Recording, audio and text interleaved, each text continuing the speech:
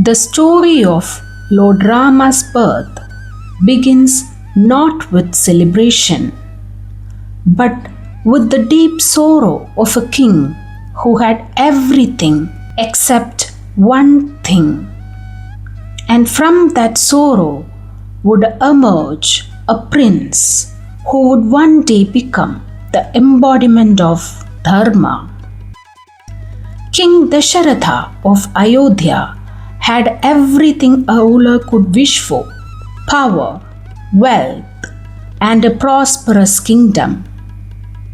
His people lived in peace, his kingdom flourished, and Dharma guided the land.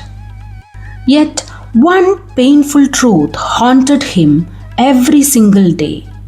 The king had no child. As the years passed, this worry grew heavier in his heart.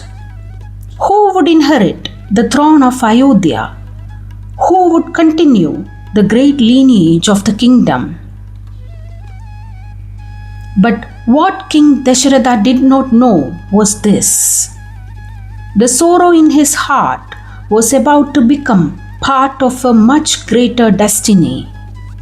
Because far beyond the walls of Ayodhya, the world itself was facing a growing darkness. The powerful demon king Ravana had become nearly unstoppable. His strength and arrogance troubled even the gods. Unable to defeat him directly, the gods turned to Lord Vishnu and prayed for help. And Lord Vishnu made a promise. He would descend to earth and restore balance to the world. And the place where this divine story would begin was the kingdom of Ayodhya. Seeking guidance for his sorrow, King Dasharatha turned to the wisdom of great sages. Following their advice, he decided to perform a sacred Vedic ritual known as the Putrakameshti Yajna, a powerful ceremony performed to seek divine blessings for children. The yajna was conducted with great devotion. Priests chanted ancient Vedic mantras while the sacred fire burned brightly. The entire kingdom waited with hope. Then something extraordinary happened. At the completion of the ritual, a divine being emerged from the sacred fire. In his hands was a golden vessel filled with sacred payasam, a blessed offering from the gods. The celestial messenger presented the vessel to King Dasharatha and instructed him to share it among his queens. With reverence, the king distributed the sacred offering among his 3 queens: Queen Kausalya, Queen Kaikeyi, and Queen Sumitra. Soon, the blessings of the yajna began to unfold. But these births were not ordinary events. They were the beginning of a divine plan. On the sacred day of Chaitra Shukla Navami, under an auspicious alignment of the stars, a divine birth took place.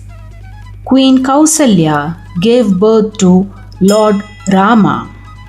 Soon after, 3 more princes were born: Bharata, the son of Kaikeyi, and twins Lakshmana and Shatrughna, born to Sumitra. Joy spread throughout the kingdom of Ayodhya. Temples echoed with prayers. Music filled the streets, and the people celebrated the arrival of their beloved princess. But the world did not yet know it. Dharma itself had just taken birth in Ayodhya. Among the brothers, Lakshmana would grow to become Rama's most devoted companion. And in the years to come, great allies would appear, including the mighty Hanuman, whose devotion to Rama would become legendary. But what makes Rama truly special is not only his divine origin, it is the way he lived his life. Rama became the embodiment of truth, compassion, discipline, and unwavering devotion to duty. Even when he was asked to give up the throne and live in exile for 14 years, he accepted the decision without anger. Even in moments of hardship and great challenge, he never abandoned Dharma. Because of this, Rama is often called Maryada Purushottama, the ideal human who lives according to the highest principles. And this is the deeper meaning of Rama Navami. The festival is not only about celebrating the birth of Lord Rama, it is also a reminder of the values he stood for. In our daily lives, we often face difficult choices between comfort and responsibility, anger and compassion, selfishness and righteousness. The life of Rama reminds us that true strength lies in choosing Dharma even when the path is difficult. Because the birth of Rama is not only an event from the past. Whenever we choose truth over falsehood, compassion over anger, and righteousness over selfishness, Rama is born again in the human heart. Jai Shri Ram.